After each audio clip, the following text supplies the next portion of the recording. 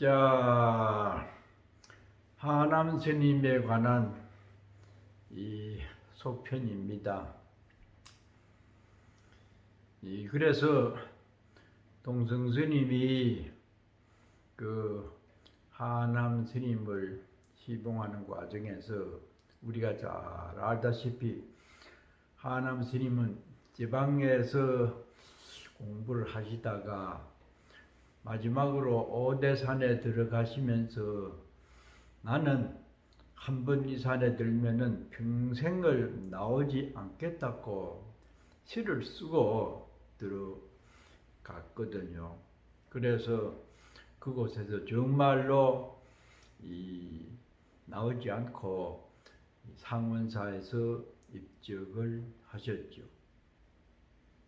그런데 동성 스님이 시봉을 할 때가 6.25 나기 직전 해까지였답니다. 그래서 겨울 해제를 정월 보름에 하는데 그 해제하기 전에 이 동성 스님을 불러서 해제가 되거든 너도 남방으로 내려가거라 이러더래요. 그래서 아이고 저는 스님 모시고 여기 계속 있고 싶은데요 하니까 안 된다. 해제하면 내려가라. 왜 그러십니까? 나는 스님 모시고 살고 싶은데요. 안 된다. 왜요? 곧 난리가 날 것이다 이러더래요. 그러니까 보통 음력 보름 되면은 양력을 한 2월 말일경쯤 되는 그렇게 되지요. 그래가지고 해제 때에 전 대중을 전부 남쪽으로 가라고 명령을 했대요. 그래서 동성 스님도 어른이 그러니까 자기는 가고 싶지 않는데도 자꾸 가라고 하니까 할 수 없이 떠나오게 되었다고 그럽니다. 그러니까 그때가 6.25 발발 한 6개월 전쯤 될 때인데 이미 하남 스님께서 이 해안으로 바라보니까 분위기로 봐서 6.25가 날 것을 예감을 하셨던 거죠. 그래가지고 전 대중은 거의 다 내려오고 이 다른 시자 한 사람과 하남 스님이 거기에 상원사에 사는데 결국 6.25가 발생을 해서 이 북한 군인들이 산중이다 보니까 상원사에 들어와서 살게 되는 그런 상황이 되었는가 봐요. 그러니까 우리 군인에서는 그 상원사가 상당히 그 사람들의 거점이 되고 나니까 문제가 되었겠죠. 그래가지고 이 상원사를 불을 태워서 그 북한 군인들이 거기에 머물지 못하도록 해라고 하는 그런 명령이 우리 군에서 내려왔대요. 그래가지고 전시에는 군 명령이 절대적이니까 우리 군인들이 낮에 이 상원사에 가서 저녁 때면은 주로 그 북한 군인들이 스며들고 이 지방 이 첩자도 드나들고 그랬는 모양이죠. 그래 태우라는 명령이 내려와서 할 수 없이 실행을 해야 되겠습니다. 그러니까 하남 스님께서 가사장삼을 수하고 법당에 또 앉아서 이 우리 상원사 이 건물이 참 2조 때부터 내려온 세조가 시주를 해서 지은 참 역사적인 건물인데 태울 수는 없다. 정 그러려면은 나까지 같이 화장을 이곳에서 해 주시오. 그래하고 학처럼 맑은 큰 눈빛이 빛나는 도인 스님이 그 중간에 뜩 앉아가지고 불을 놓아라. 그러니까 아무리 사정이 그렇더라도 그 모습을 보고 감히 불을 놓을 수 없었답니다. 그래서 그 사람들이 궁리 끝에 문짝을 있는 대로 몇 개를 뜯어가지고 마당에서 불을 놓고 그것을 종군 기자가 사진을 찍어가지고 이렇게 불을 놨습니다. 그래 거짓말로 보고를 했대요. 그러니까 그랬는가 보다 하고 지나가서 하남 스님 때문에 지금의 상원사 건물을 보존하게 되었습니다. 그리고 국보 32호로 지정된 신라 동정도 지금까지 보호를 받고 있는 것이 만일에 그때 하남 스님이 안 계셨더라면 완전히 타고 녹아서 없어질 뻔했었지요. 그만큼 정말로 이 큰 도인 스님이었죠. 그래서 그 난리가 나고 여러 가지로 힘이 들게 된 상황에서 이제 이 하남 스님이 이 약간의 몸에 병이 생겨서 이 약을 지으려 다니고 그렇게 한 사람은 희찬 스님이라고 하는 하남 스님의 상자로서 그 전에 월정사 주지도 하고 한 그 스님이었죠. 그 스님이 마지막 수발을 했는데 그래서 얼마 되지 않아 가지고 이제는 나도 갈 때가 되었다. 그래서 가사장삼을 수하시고 법당에 앉아서 돌아가셨어요. 그때 마침 그 수덕사 망공스님 상자가 군에 있으면서 그 종군 기자를 했답니다. 그래가지고 마침 그 무렵에 상자 희찬 스님이 약을 지으러 진부에 그 월정사 아랫마을 이름이 진부입니다. 거기 가서 그 종군 기자 망공스님 상자를 만났대요. 그래 그 기자 말이 그래 큰 스님께서는 지금 어떻게 지내십니까? 그렇게 상자를 보고 물으니까 그래 몸이 조금 불편해서 내가 약을 지으러 왔습니다. 그랬대요.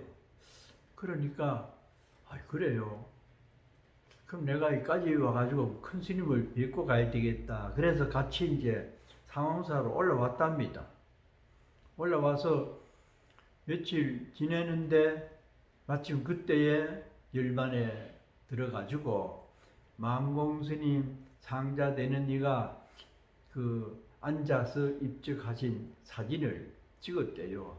그 당시 보통 사람 사진기 갖고 있지 않잖아요. 그 때문에 지금까지도 하남 스님 입적 사진을 우리도 볼 수가 있게 되었죠.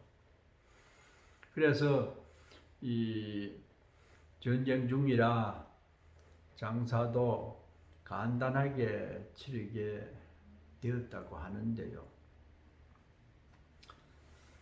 그 뒤에도 한 30년 됐는가 내가 성가 대학에서 공부할 때 70년 그 전이지 아마요. 그때에 울진 삼척으로 들어온 무장 간첩 때문에 난리가 난 적이 있었어요. 한 30명 정도가 들어와가지고 그 팀들이 아마 청와대를 습격한 간첩들이었는지는 잘 모르겠는데 하여튼 그 무렵이었어요. 그런데 저녁 때가 되었는데 웬 사람들이 들어닥치는데 보니까 간첩들이 그 사람들이었죠. 무장을 해가지고 들닥쳐가지고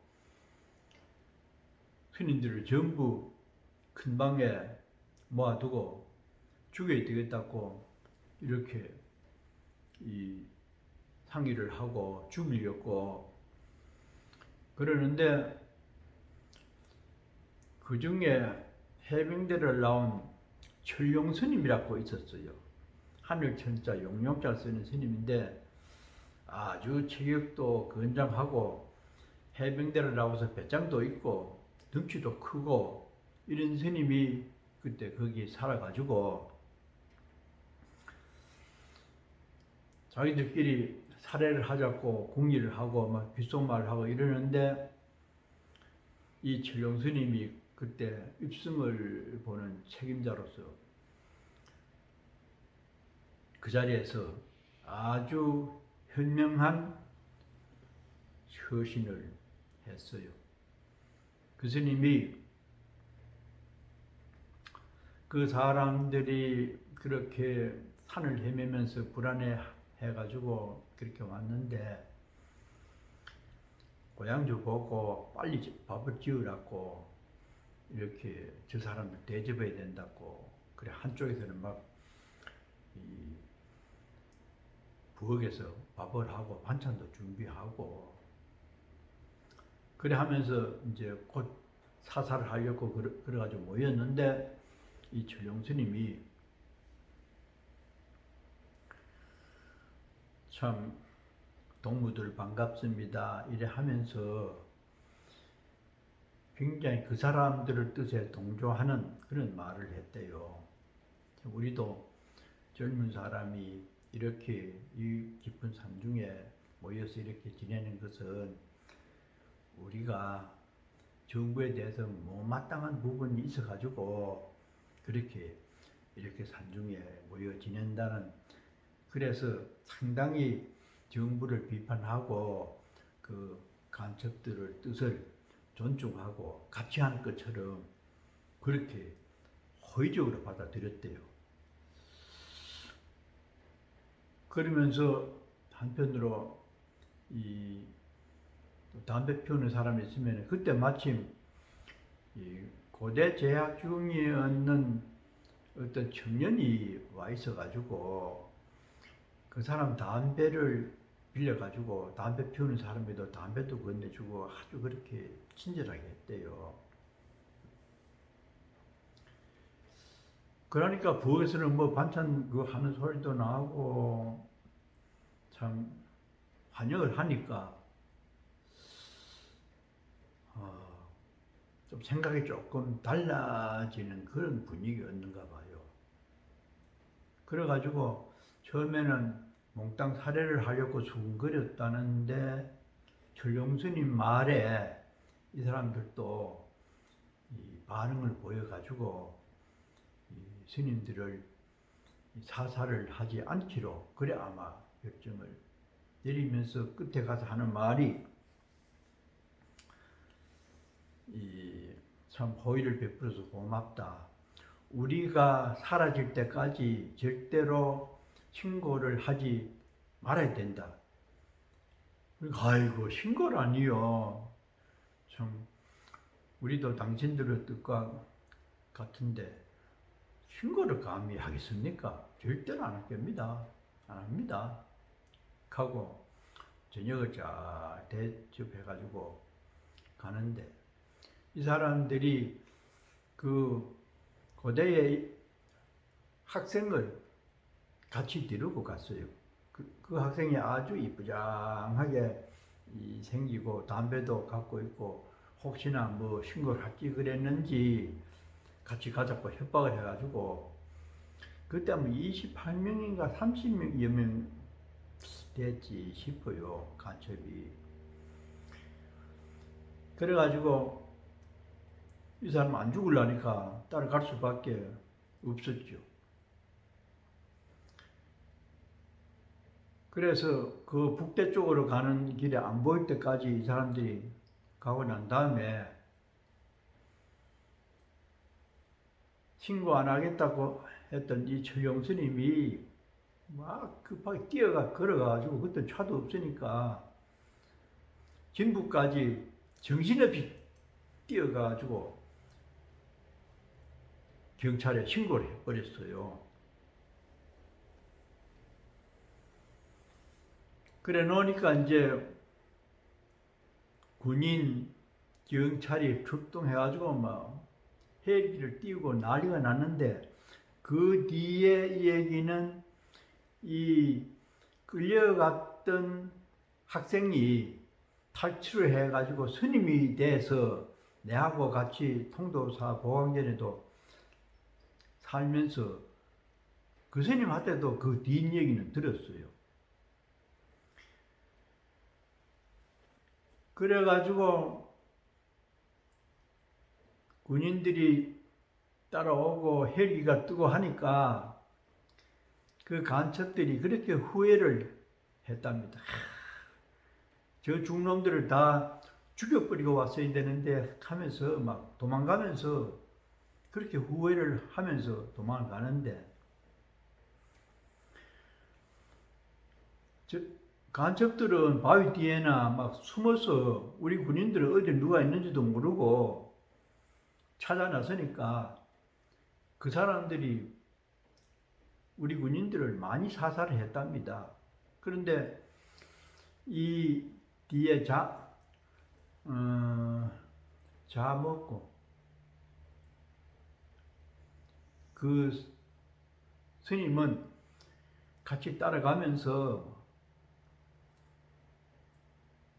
자기도 자칫하면 죽을 것 같아가지고 밥할 때에 나무 둥글 주우러 가는데 늘 같이 막 어떤 다녀도 그 나무 주우러 가는 척하고 막 빨리 가가지고 경사진 산에서 막 떼굴떼굴 구불러 가지고 그냥 총을 쏘고 하는데 안 죽고 살아났어요. 그래가지고 군인들한테 이제 이 한국 군인한테 가가지고 그러니까 군인들이 또 이 학생을 헬기에 태워가지고 어디로 달아나는지 저기 있다 여기 있다 이래가지고 그 장소를 가르쳐 준다고 또 우리 군인 쪽에서 그렇게 함께 동행을 해가지고 결국 그 사람들이 아마 거의 다가 이 사살을 당하고 그랬다고 하더라고요. 그런데 이 사람이 그 뒤에 승려가 돼가지고 참 착실하게 선방에만 다니면서 공부를 해왔는데 이 사람이 이 등산을 그렇게 좋아했어요. 시외 버스를 타더라도 그 당시는 운전수 옆에 그 보조하는 조수 좌석이 있었는데 그 좌석이 아니면은 절대로 버스를 안 탔답니다. 아무리 어디 가고 싶고 뭐 날이 저물어도 어떤 차든지 그 운전수 옆에 앉아서 그 경치를 바라보면서 갈 정도로 등산을 그렇게 좋아했는데 오랫동안 선원에 다니다가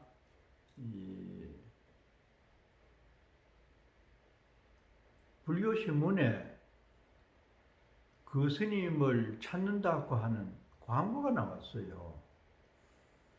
그런데 그때 아마 군에 가야 되는 그 연령이었어요. 그런데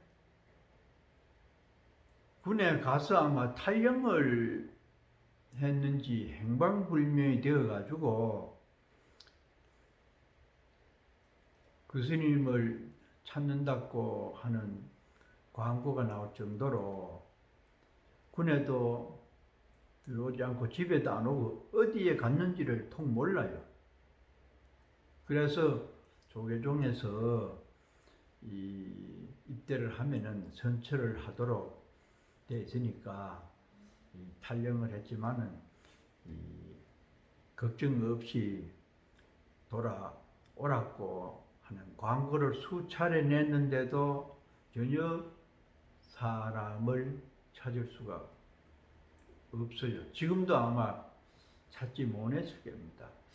그래서 우리 그분을 아는 스님들은 아마 군에 복무하면서 북한으로 넘어가지 않았겠나. 그때 어떤 그런 여러 가지 복잡한 문제도 있었고 또 산을 워낙 좋아하니까 북한에 가서 금강산이나 백두산이나 등산을 하기 위해서 월북을 했을 가능성도 많다. 지금은 어떻게 되었는지 모르는 거 보면은 그렇게 되었는지도 모를 일이라.